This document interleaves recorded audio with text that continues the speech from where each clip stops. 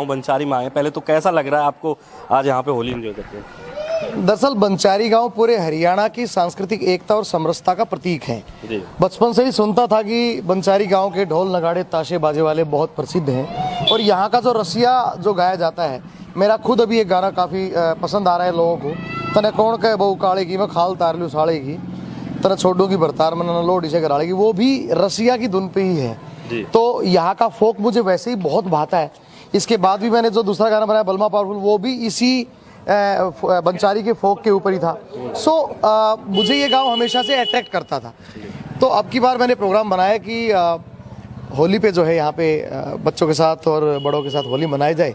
तो मैं इस गांव में हूँ और एक अलग तरह का भारत और हरियाणा यहाँ पे दिखाई दे रहा है। किसी को इस बात से मतलब नहीं है कि कोई जानकार है या नहीं है, सबको रंग लगाया जा रहा है। महिलाएं घूंघट में नृत्य कर रही हैं और मैंने भी डांस किया है। कोई भी किसी को भी डांस के लिए इनवाइट कर सकता है।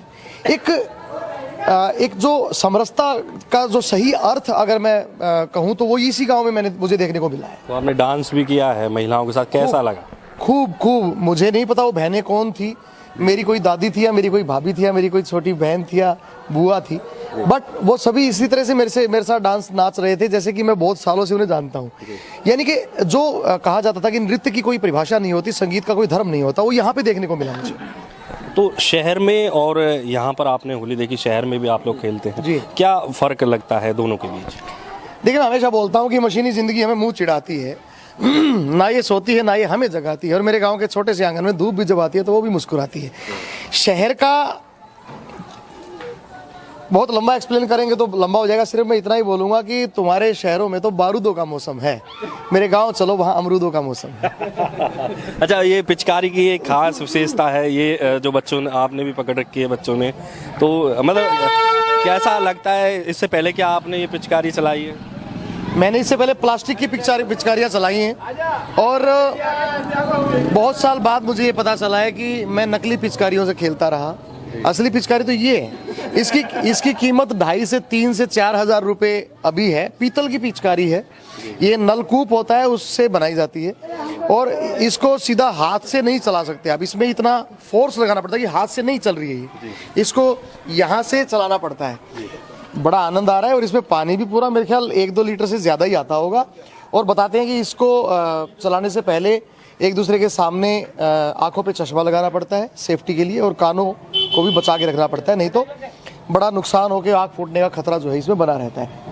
जी, फोगाट साहब, आप कल्चर के विभाग से भी जुड़े हैं, तो परंपरागत जो मीडिया हैं हमारे हरियाणा के, कहीं ना कहीं एक तरह से कह सकते हैं कि वो लुप्त होते जा रहे हैं। तो क्या लगता है कि इस तरह से गाँव में आकर लोगों के साथ जुड़ के जो हमारे परंपरागत मीडिया है हम उनको जिंदा रख सकते हैं, उनको आगे आने वाली पीढ़ी को भी दे सकते हैं? देखिए, मैं इस समय हरियाणा कला परिषद में निदेशक हूँ रोहतक संभाग में। तो मुझे ऐसा लग रहा है कि मेरे से बड़ी गलती हुई, मैं अकेला आ गया। मुझे वहाँ के कलाकारों को यहाँ पे लेके आना था और उन्हें दिखाना था कि यहाँ पे इस तरह से होली होती है।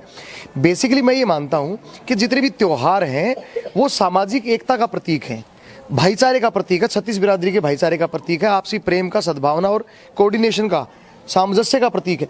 उनका एक ही यही उद्देश्य होता है और ये उद्देश्य मुझे इस गाँव में तो लग रहा है, बाकी जगहों पर नहीं लग रहा। शहरों में देखता हूँ होली स्कूटी पे बच्चे जा रहे हैं, अपने अपने जानकार को रंग लगा रहे हैं। यहाँ पे तो कोई भी किसी को रंग लगाता, कोई बुरा नहीं मानता।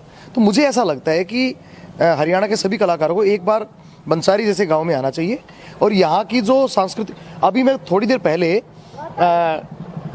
एक ऐसे ही महफिल लगी थी, वहाँ पहुँच गया, तो उन्होंने मुझे अपना इंस्ट्रूमेंट दे दिया, मैं बजाने लग गया। मैं कब नाच उठा मुझे भी नहीं पता और उन्होंने भी मुझसे कोई प्रश्न नहीं किया, ना मैंने उनसे कोई उत्तर दिया। इस तरह का जो माहौल है वो वहाँ नहीं मिलता, बड़ा खाली खाली। सांचे में किसी और के ढलने नहीं दिया, दिल मोम था मेरा मगर पिघलने नहीं दिया, चेहरे को मेरे आज भी तेरा इंतजार है, हमने गुलाल गैर को मलने नहीं दिया। मुझे ऐसा लगता है कि वहाँ, और सच बताता हूँ, मैं पिछले 10 साल से मैंने वहाँ होली मनाई भी नहीं थी। मुझे लगता है कि मैं ज़िंदगी की पहली होली मना रहा हूँ। अच्छा, हम भी सुनना चाहेंगे कोई होली का रसिया आप जो सुनाना चाहें। मेरा गीत बड़ा प्रसिद्ध हुआ है, रसिया की धुन पे ही है। तने छोड़ूंगी भरतार मने ना लोड इसे घरियाले की मने कवे बहु सब काले की और जो हल डाट तुमने बता तने कौन कहे बहु काले की मैं खाल तार ल्यूं साले की। ये इसी रसिया पे आधारित हमने गाना गाया था। जो कॉन्सेप्ट आपने यूज किया गाने में, ये कॉन्सेप्ट का आइडिया कैसे आया कि इस पर एक गाना हो? जब हम इस गाने पे काम कर रहे थे तो जो शब्द थे वो बार बार बदल रहे थे। तो किसकी बहू हो, तो हमने देखा कि हर गांव में नाम तो बहुत सारे होते हैं, भोलू भी बहुत सारे मिलेंगे आपको, रमेश, लेकिन जो काड़ा है ना वो केवल रंग से नहीं है। काड़ा बेसिकली किसी को भी, भूरे को भी काड़ा कह देते हैं, तो इसलिए हमने काड़ा वर्ड यूज किया और उसके बाद ये गाना बनता चला गया। और राजस्थान में इसकी हमने शूटिंग की है और लोगों को पसंद आ रहा है। तो क्या कहना चाहेंगे, एक आखिरी सवाल लोगों के लिए, आप यहाँ पर आए हैं?